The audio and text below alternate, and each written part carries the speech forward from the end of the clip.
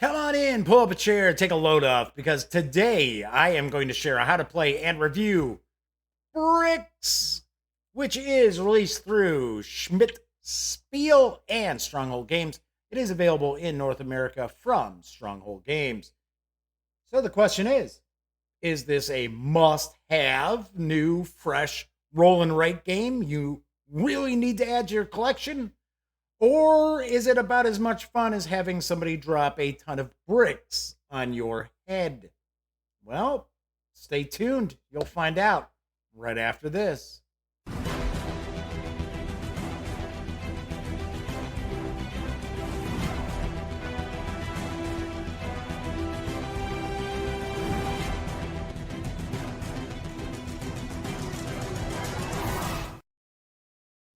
Howdy, howdy, howdy, gang. Yes, I'm Jeff McAleer, back once again as your host here at the Gaming Gang channel.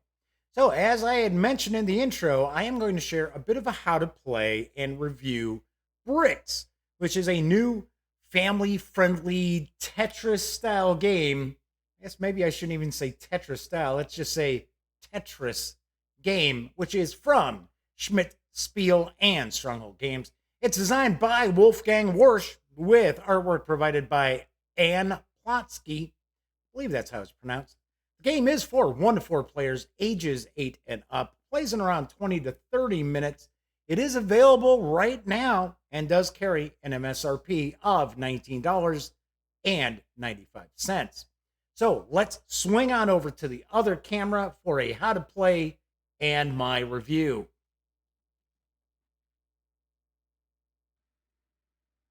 So here I've got bricks, and effectively, this is Tetris. I've pointed this out. This is Tetris. So we've got the game box.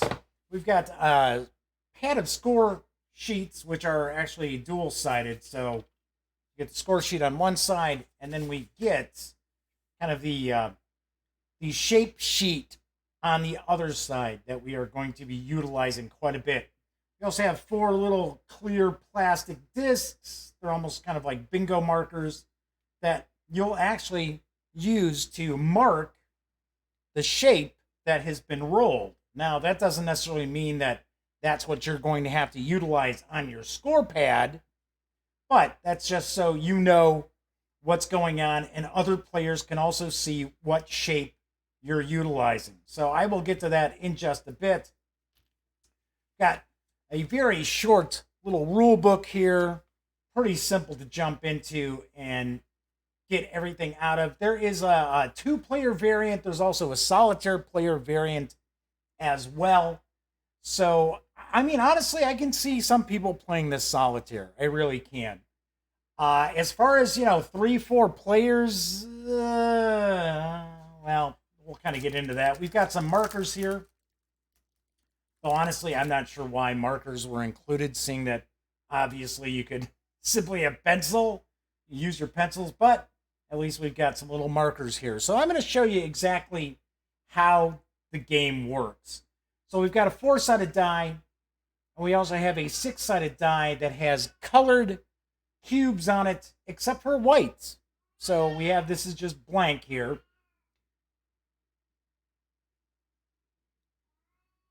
Pinky, enough. Stop it.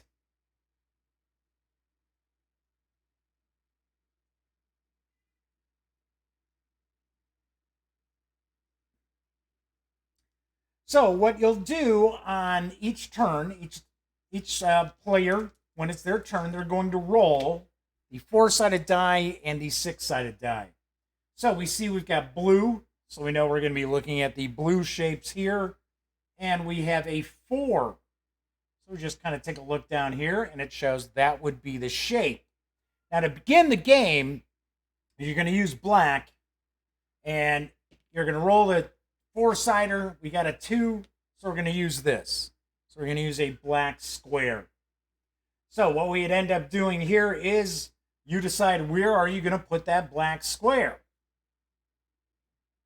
So for an example, we might say, let's do this. Okay, so there's our black square right there. And it would move on to the next player. Now we use the colors as well. So we're going to roll that. Well, we get a black 1. So we get another square. So if I wanted to change this, I could, because we have bombs. We also have energy. So this is where we track our energy here. And we can also get bonuses with the energy. We get bonuses for the different rows that we can fill up as well. So using bombs will mean that we would not have to place a shape. We can use a bomb, but it does cost us victory points off of our total at the end of the game. This here, that's pretty simple. That's just a black square. We could use that. That's no big deal.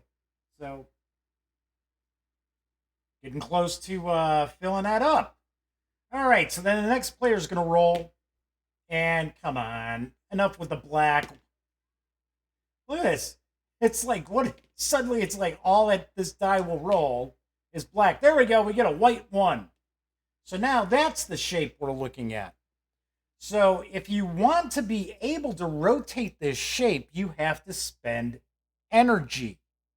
So if I wanted the shape to rotate like this, that would cost me 1.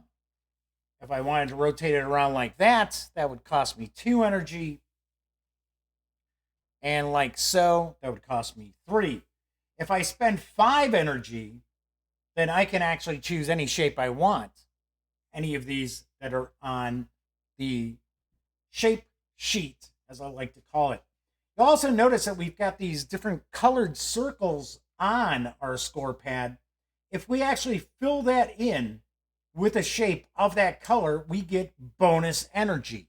So we get 2 bonus energy for that. Here we show if we were playing a full 4-player game, we'd have 4 energy. If we're only playing 2 or solo, we only start off with 2 energy. So as an example, we've got that white shape coming down. I might go and do something like this. So there we go. So I left the shape the way it is. I did not spend any of my energy. Do another roll here. So we get green and 3. So green 3 would be this. So I can drop this down. Let's do... yeah, let's do like this.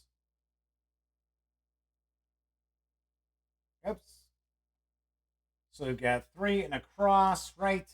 So I just filled it in with the green, so that would actually give me 2 more energy here. So, and then you're just going to continue to roll dice, spend your energy if you need to rotate things around. You can use your bombs if you want to get rid of a shape that you certainly don't want to utilize. And you're just going to go through the process of hopefully filling up these rows. And these rows are going to be worth points. So if you have all 10 squares marked off, they're worth 5 points. Until you get to here, then you're getting twice as many points. If you can actually get up to this row here, you'll get 4 times the points. You're going to continue playing until you get to the point where players can no longer place any of the shapes. So it's going to obviously be a point where you're not going to be filling in every single square in these rows, right? It's just, it's the fact it's when you played Tetris, it was the same kind of thing. You had to try to do your best to be able to fill the rows, but you didn't always fill them. That's the same with this. So what'll happen is when you're playing multiple players, at one point you're going to get some players just cannot fill in any more spaces anymore. They're up to this line here, and whatever's being rolled just doesn't fit. Well, then they're out. They're out of the game. So you're going to continue until every player can no longer add any shapes to their score pad here. Then you're going to go into your scoring. You're going to go into your bonus scoring as far as the number of rows that you filled in. So for an example here, if we've got 10 or more, it's worth 5. 9 or more, well, 9, it's worth 2. Now, if you had 8, then it's worth 1. Remember, don't forget, deduct your bomb victory points as well. So when you're finished, whoever has the highest score is the winner. Simply enough, that's how Bricks works. So, what are my final thoughts and my review score? So, what are my overall thoughts about Bricks? As I mentioned in the how to play, technically there's nothing wrong with the game. Mechanically, there isn't anything broken with this design. Unfortunately, it's just not very exciting. It's simply not a game that I was very thrilled playing. And in fact, the rest of the gang kind of felt the same way I did. They thought the game was just sort of okay. It was fine. It wasn't something that we were clamoring to play more than the 3 times required for me to do the review. And I think a lot of that comes down simply to it being Tetris. It is Tetris. There's no way to get around it. I don't know why it's named Bricks. They should have tried to make some sort of a marketing deal and just called it Tetris, the dice game or board game or what have you, because that's all it is. Granted, there's a few interesting aspects to the game. It's not simply just rolling the dice and marking off the shapes on your sheet. You can, of course, spend the energy to rotate the shape or choose a completely different shape or use one of those bombs to blow up the shape so you don't have to use it. Still, all in all, it's just not a very lively and exciting game. Of course, if you're a huge Tetris fan, which I gotta be honest, I never was, you might get a much bigger kick out of this game than I did or the rest of the gang did as well. Still, all in all, as I mentioned, it's just okay. And on that note, on a scale of 1 to 10, I give it an okay 6 out of 10. So there you have it. Those are my thoughts on Bricks from Schmidt, Spiel, and Stronghold Games. Don't forget, I am on YouTube Live Mondays through Fridays, 7 p.m. Central Time with the Daily Dope, all the latest tabletop gaming news of the day. So be sure to watch. If you like this video, please give it a quick thumbs up. If you check out some of the videos on the Gaming Gang channel and you like those, by all means, please subscribe. And if you do, don't forget, ring that little bell because it will not only inform you when a stream goes live, it'll also tell you when I upload new videos, such as this one. Once again, I'm Jeff McAleer. I will be back next time. And until then, happy trails.